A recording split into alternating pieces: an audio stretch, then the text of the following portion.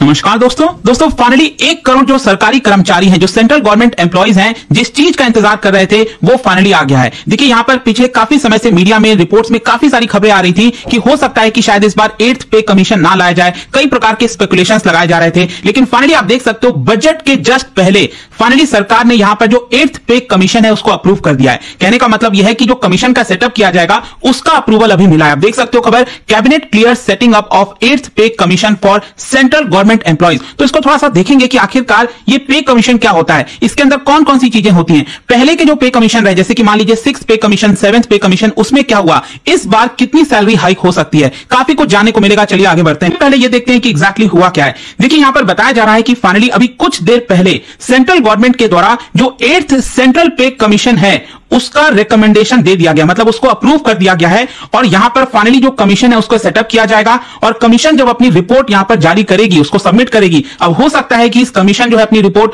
2025 के एंड में कर दे, 2026 के शुरुआत में कर दे, और फाइनली वो आपका एक्सेप्ट किया जाएगा, जिसकी वजह से जो सेंट्रल गवर्नमेंट के एम्प्लॉइज हैं, जो पेंशनर्स हैं, उनको इसका काफी लाभ मिल सकेगा। अब देख सकते हैं यहां पर जो यूनियन मिनिस्टर है अश्विनी वैष्णव, उन्होंने इस चीज के बारे में अनाउंसमेंट किया, जो भी कैबिनेट के द्वारा डिसीजन लिया गया था। लेकिन एक चीज आपको ध्यान रखना है, अभी सेंट्रल गवर्नमेंट ने अभी के लिए जो पे कमीशन है 8th पे कमीशन, उसके सेटअप का अप्रूवल दिया है। अब कमीशन कब से बैठेगी, कौन से डेट से बैठेगी, उसको अभी डिस्क्लोज नहीं किया गया है। हो सकता है बजट पास होने के बाद यहां पर फरवरी के एंड में, मार्च के शुरुआत में जो कमीशन है उसको सेटअप किया जाए और 2-4 महीने के बाद उनका रिपोर्ट भी सबमिट हो जाएगा, लेकिन वो आगे समय बताएगा। ओवरऑल यहां पर यही है कि इसकी वजह से जो सेंट्रल गवर्नमेंट एम्प्लॉइज हैं और जो रिटायरमेंट ले चुके हैं, जो जिनको पेंशन मिलता है, उनको इससे काफी लाभ हो सकता है। अब देखिए यहां पर इंपॉर्टेंट इसलिए हो जाता है क्योंकि जैसा मैं आपको बोल रहा था कि मीडिया रिपोर्ट्स में स्पेकुलेशन आ रहा था कि शायद जिस प्रकार का कैश क्रंच आ रखा है, जिस प्रकार से बजट कंस्ट्रेन हो रखा है सेंट्रल गवर्नमेंट का, शायद यहां पर 8th पे कमीशन ना आए। लेकिन हुआ क्या है कि अभी आपने देखा होगा लगातार हमारा जो जीडीपी ग्रोथ है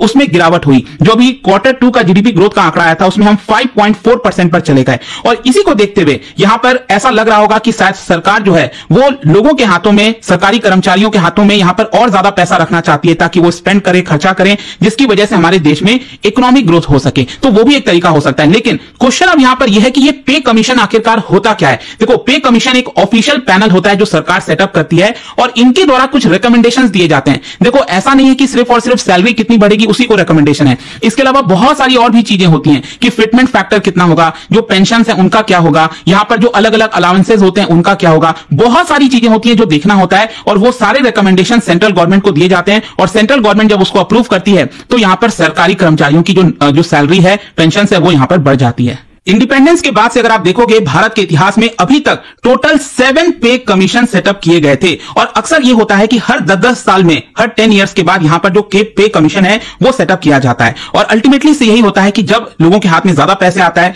तो उसकी वजह से लोगों की जो क्वालिटी ऑफ लाइफ है, जो अर्निंग है, वो यहां पर बढ़ जाती है। लेकिन क्वेश्चन यहां पर यह भी आता है कि आखिरकार ये जो पे कमीशन है वो हमारे इकोनॉमी के ऊपर कैसे इंपैक्ट करता है, ये भी थोड़ा सा समझने की जरूरत है। क्योंकि पे कमीशन इंप्लीमेंट करना इतना आसान भी नहीं है, इसमें बहुत सारा खर्चा होता है। मैं फॉर एग्जाम्पल आपको बताता हूं, 7th पे कमीशन जब लाया गया था लास्ट 2016 में, इसकी वजह से गवर्नमेंट की जो स्पेंडिंग है वो 1 लाख करोड़ रुपए हर साल यहां पर बढ़ गई थी। और इसकी वजह से जो पब्लिक फाइनेंस है उसके ऊपर काफी प्रेशर होता है। लेकिन इसका फायदा क्या होता है, इसकी वजह से जो कंज्यूमर स्पेंडिंग है वो यहां पर बढ़ती है। और जब ज्यादा कंज्यूमर स्पेंडिंग बढ़ती है, डिस्पोजेबल इनकम आपके हाथ में ज्यादा आता है, तो इसकी वजह से डिमांड गुड्स एंड सर्विसेज की बढ़ती है और अल्टीमेटली हमारी जो जीडीपी है वो बढ़ जाती है। क्योंकि इस समय अगर आप देखोगे हमारे इकोनॉमी में जो मेन प्रॉब्लम है वो, अगर हम जीडीपी की बात करें, C+I+G+NX, मतलब यहां पर होता क्या है, जो कंजम्पशन है, प्राइवेट कंजम्पशन, और इन्वेस्टमेंट, गवर्नमेंट एक्सपेंडिचर, इसमें जो प्राइवेट कंजम्पशन है उसका वेटेज लगभग 55 से 60% का होता है। तो यहां पर अभी इकोनॉमी के अंदर जो प्राइवेट कंजम्पशन है वो काफी नीचे गई हुई है, तो इसको रिवाइव करने की जरूरत है। तो अल्टीमेटली जब पे कमीशन इंप्लीमेंट होता है तो इसकी वजह से हमारी जीडीपी पर भी अच्छा खासा असर आता है। जैसे कि फॉर एग्जांपल 7th पे कमीशन अगर आप देखोगे, जब ये 2016 में लाया गया था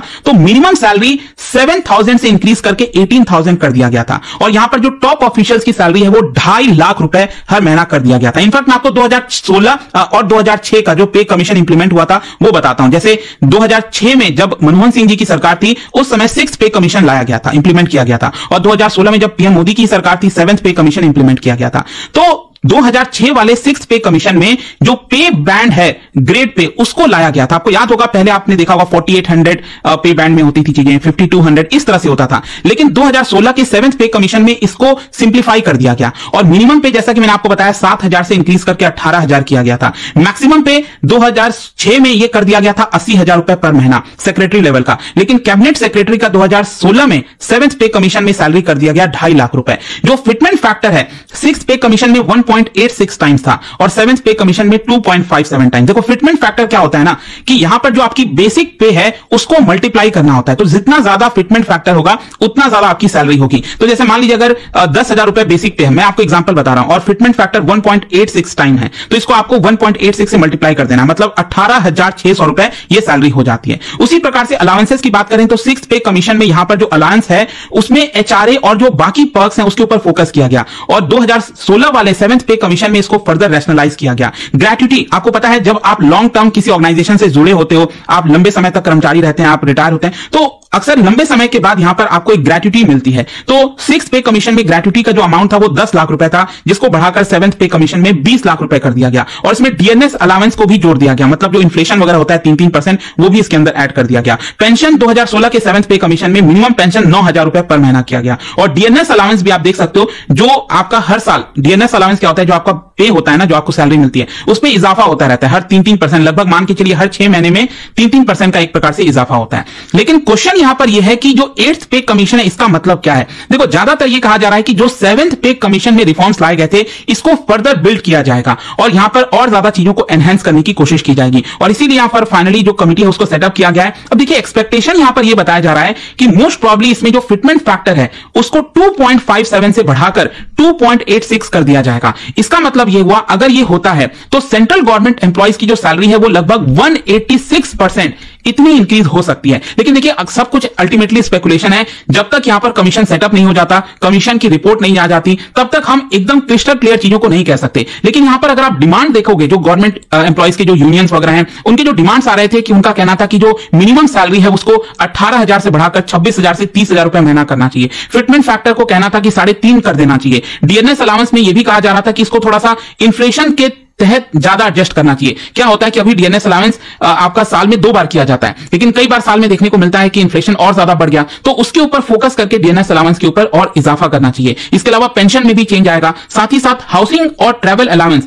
इसको थोड़ा सा और रैशनलाइज करना चाहिए। क्या होता है ना, कई बार कंप्लेन आती है कि जो लोग दिल्ली और मुंबई जैसे शहर में रहते हैं उनका हाउस रेंट वगैरह काफी ज्यादा है, तो अब देखना होगा कि ये जो 8th पे कमीशन है क्या वो इन सारी चीजों के ऊपर फोकस करता है कि नहीं करता है। वैसे मैं आपको बता दूं, मीडिया में कुछ ऐसी खबरें भी चल रही थी कि यहां पर जो गवर्नमेंट एम्प्लॉइज को सैलरी है वो काफी हद तक परफॉर्मेंस बेस्ड भी करने की कोशिश की जा रही है, मतलब आपका परफॉर्मेंस कैसा है उसके हिसाब से, जैसे कि प्राइवेट सेक्टर में अक्सर आप देखते होंगे। तो कई लोगों का यह भी सजेशन था कि हम इसके फेवर में हैं, यहां पर जो परफॉर्मेंस बेटर करेगा गवर्नमेंट एम्प्लॉइज में, जिसकी वजह से और ज्यादा एफिशिएंसी आ सकेगी, उसके ऊपर हमें फोकस करना चाहिए। प्रोडक्टिविटी यहां पर बढ़ सकेगी, अकाउंटेबिलिटी आ सकेगी, मेरिट के बेसिस को और ज्यादा रिकॉग्नाइज करना चाहिए, प्राइवेट सेक्टर से चीजें और अलाइन हो पाएंगी और साथ ही साथ रिसोर्सेज का भी यूटिलाइजेशन हो पाएगा। लेकिन जो लोग इसके अगेंस्ट में थे उनका ऐसा मानना है कि देखिए इसमें बहुत सारे चैलेंजेस हैं।